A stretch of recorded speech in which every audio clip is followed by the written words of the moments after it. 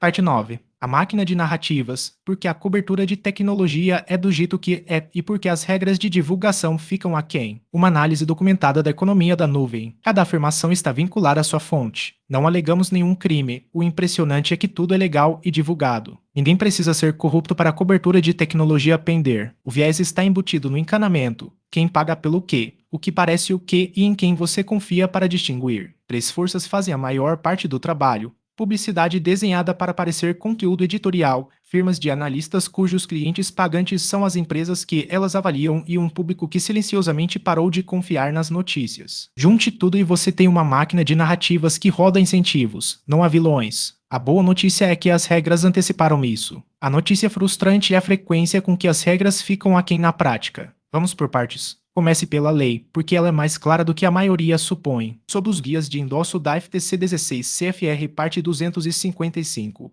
quando uma conexão entre um endossante e um vendedor puder afetar materialmente a credibilidade de um endosso e não for algo que o público razoavelmente esperaria, essa conexão material deve ser divulgada de forma clara e conspícua. 5. Via Cornell 52. A definição de endosso é deliberadamente ampla. 0. Via Cornell 52. É amplo o bastante para abranger avaliações de produtos, posts em redes sociais e qualquer conteúdo estilizado como de terceiros em que a mão do patrocinador não seja óbvia. A FTC traçou a linha sobre formato explicitamente. Em 22 de dezembro de 2015, emitiu uma declaração de política de fiscalização sobre anúncios com formato enganoso ao lado de um guia para empresas, Native Advertising, a Did for Businesses. O princípio central: a publicidade deve ser identificável como publicidade, e um anúncio pode ser enganoso por seu formato, quando é maquiado para parecer conteúdo editorial independente comunicado da FTC, National Law Review. Então o livro de regras está do lado do leitor. A questão é se o livro de regras funciona. Muitas vezes não funciona, e não precisamos adivinhar porque pesquisadores mediram. Em um estudo de 2016 no Journal of Advertising,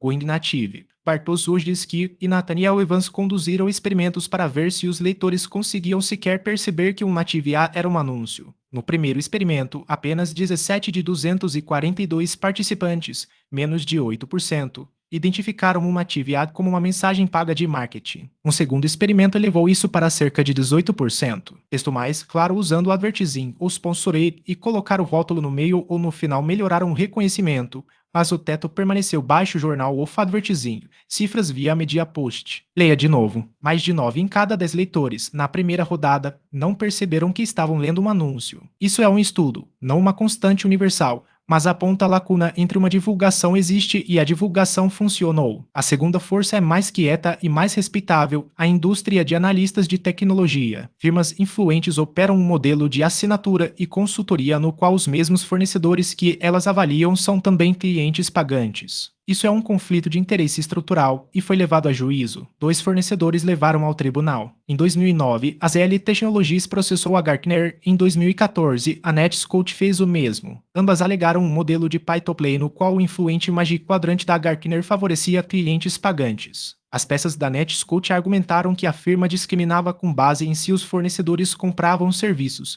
e a queixa estrutural de fundo, como um observador do setor a resumiu, era que a Gartner gera suas receitas a partir de pagamentos feitos pelos mesmos fornecedores cujos produtos ela avalia que é blog, sobre a ação da ZL Diginomica, sobre a ação da Netscout. É ser exato sobre o status. Essas são alegações que autores fizeram em litígio civil. Não são constatações de irregularidade. Eis a parte que as manchetes costumam pular, os tribunais as rejeitaram. A ação anterior da ZL fracassou. O caso da Netscout durou mais e terminou decisivamente. Em janeiro de 2020, a Suprema Corte de Connecticut confirmou a extinção, entendendo que a colocação no Magic Quadrante da Gartner era opinião protegida. Nas palavras do tribunal, as declarações da Gartner eram expressões de opinião e, portanto, não podem servir de base para uma alegação de difamação de register. De sua parte, a Gartner afirmou que sua influência em pesquisa não está, e nunca esteve, à venda, e aponta para suas políticas de ombudsman e independência. Então o que sobrevive ao martelo estreito e vale dizer claramente, a estrutura de receita é real e abertamente reconhecida, a caracterização dela como corrupção de pay-to-play é uma alegação que não se sustentou em juízo. Ambas as coisas são verdadeiras ao mesmo tempo, e um relato justo mantém as duas. Agora o pano de fundo que aumenta o que está em jogo em tudo isso. A confiança pública nas notícias erodiu ao longo da última década e agora fica em cerca de 40% nos mercados,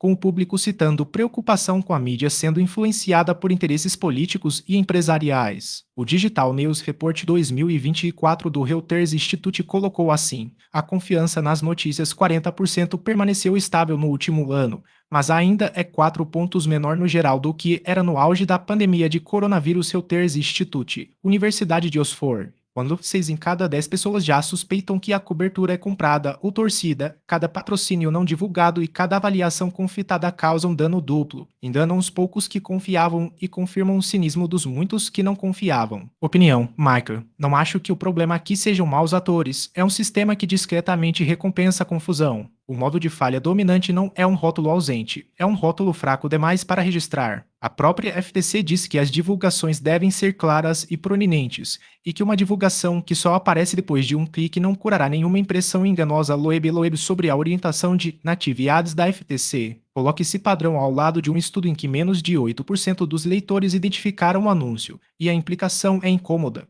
A etiqueta mínima sponsored que todos aprendemos a rolar para baixo pode ser legalmente insuficiente e praticamente invisível ao mesmo tempo. Nada disso exige que alguém faça algo ilegal. O modelo de analistas é divulgado, Native Ads são rotulados, os tribunais ficaram do lado da Gartner. Só significa que os incentivos recompensam uma história um pouco mais fácil de vender do que a verdade. Sistemas ruins, não pessoas ruins, mas um sistema que lucra com o embaçamento não vai se afiar sozinho. Você não precisa aceitar minha leitura. O texto da FTC, o estudo revisado por pares, a decisão judicial e a própria negativa da Gartner estão todos linkados acima. Julgue a máquina você mesmo. Cada número neste vídeo está nos próprios documentos das empresas. Você não precisa acreditar na nossa palavra. Verifique cada fonte no explorador de evidências. Esta foi a parte 9 de uma série documentada. Sistemas ruins, não pessoas ruins.